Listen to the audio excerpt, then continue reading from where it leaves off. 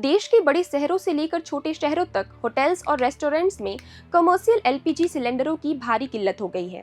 हालात इतने खराब हैं कि बेंगलुरु के होटल एसोसिएशन ने सरकार से इमरजेंसी मदद की गुहार लगा दी है। अब आप सोच रहे होंगे कि आखिर रसोई गैस की कमी क्यों हो रही है। दरअसल भारत अपनी जरूरत का करीब 60% एलपीजी बाहर से मंगवाता है, यानी कि इंपोर्ट कराता है।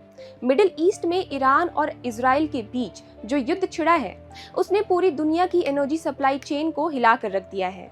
हमारा ज्यादातर गैस इसी रास्ते, खासकर स्ट्रेट ऑफ हॉर्मुज से आता है, जो फिलहाल युद्ध के कारण पूरी तरह से ठप पड़ा है।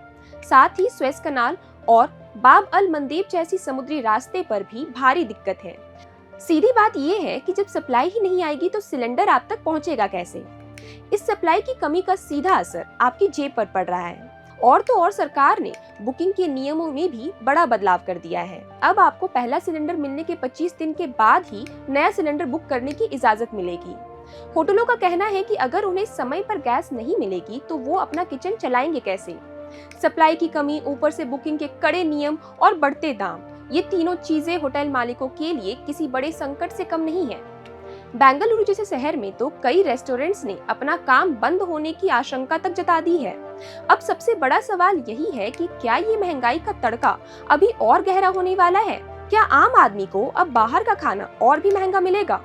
युद्ध के हालात सुधरे नहीं तो स्थिति और भी मुश्किल हो सकती है। क्या सरकार को इस पर कोई बीच का रास्ता निकालना चाहिए। कमेंट करके अपनी राय हमें जरूर दें। आप क्या सोचते हैं, क्या सरकार को इस पर कोई बीच का रास्ता निकालना चाहिए। कमेंट करके अपनी राय हमें जरूर दें। ऐसी ही जरूरी जानकारियों के लिए देखते रहे प्रभात खबर। मेरा नाम है आकांक्षा।